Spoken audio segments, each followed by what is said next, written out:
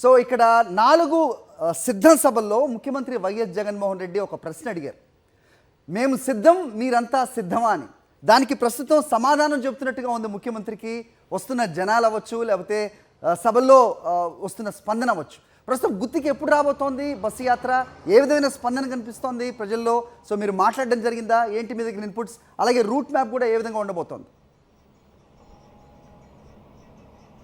అది ఖచ్చితంగా వైఎస్ జగన్మోహన్ రెడ్డి 4 సిద్ధం సభలతో నేను సిద్ధం, మీరు సిద్ధమా అని ప్రశ్నించినప్పుడు ఈరోజు బస్సు యాత్రలో మేమంతా సిద్ధం అన్న ఒక సందేశాన్ని ప్రతి ఒక్క లోక్సభ నియోజకవర్గం కూడా ఇస్తున్నటువంటి పరిస్థితి. ఈరోజు వైఎస్ జగన్మోహన్ రెడ్డి 4వ రోజు బస్సు యాత్ర సాగబోతుంది. 4వ రోజులో మరి కాసేపట్లో ఆ రాత్రి నుండి ప్రారంభమైన తర్వాత ఈ బస్సు యాత్ర గుత్తిలో రోడ్ షో, మధ్యలో తుగ్గలిలో ఆ గ్రామస్తులతో ఇంటరాక్ట్ అవుతారు. ఆ తర్వాత గుత్తిలో రోడ్ షో నిర్వహిస్తే ఈరోజు బస్సు యాత్ర సంజీవపురం బైపాస్ సెంటర్ వరకు కూడా సాగబోతుంది. ఇవాళ కర్నూలు జిల్లాని పూర్తి చేసుకొని, కర్నూలు లోక్సభ నియోజకవర్గాన్ని పూర్తి చేసుకొని అనంతపురం లోక్సభ నియోజకవర్గంలోకి ఎంటర్ కాబోతుంది బస్సు యాత్ర. సరే, బస్సు యాత్ర జరుగుతున్న తీరులు 4 రోజుల నుండి ఖచ్చితంగా జరుగుతున్నటువంటి ఒకవైపు సభలు 3 సభలు జరిగాయి. మొదటి రోజు పొద్దుటూరులో సభ జరిగింది, రెండో రోజు నంద్యాలలో జరిగింది, నిన్న ఎమ్మిగనూరులో జరిగింది.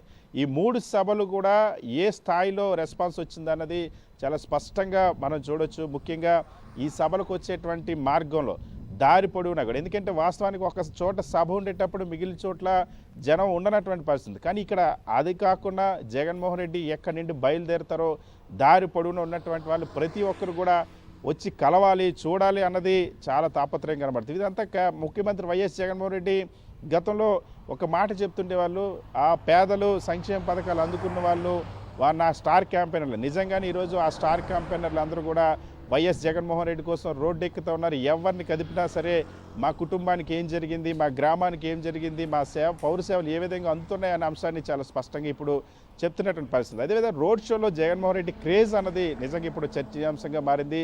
గతంలో ప్రతిపక్షాలు పరదాలను విమర్శలు చేసిన వాళ్ళందరూ కూడా ఈరోజు సరదా తీరిపోతుందన్న ఒక చర్చ వైఎస్ఆర్ కాంగ్రెస్ పార్టీ వర్గాల్లో, అదేవిధంగా ప్రజల్లో కూడా జరుగుతున్నటువంటి పరిస్థితి. ఎందుకంటే చాలా స్పష్టం, జగన్మోహన్ రెడ్డిని కలవాలి, మాట్లాడాలి. మహిళలు, వృద్ధులు కూడా మండు టెండలు. ఈరోజు రాయలసీమ ప్రాంతంలో జరుగుతున్నటువంటి యాత్ర దాదాపు 40 డిగ్రీలు పైబడి ప్రతిరోజు కూడా ఎండ ఉంటుంది. ఎండలో మిట్ట మధ్యాహ్నం కూడా 12 గంటల సమయంలో నిన్న చూడొచ్చు. నిన్న మనం కోడుమూరులో కానీ, అదేవిధంగా నిన్న ఎమ్మిగనూరులోకి ఎంటర్ అయిన కానివ్వండి రోడ్ షో జగన్మోహన్ రెడ్డి వెంట పరుగులు తీసినటువంటి. అంతకుముందు రోజు నంద్యాలలో కూడా అదే జరిగింది.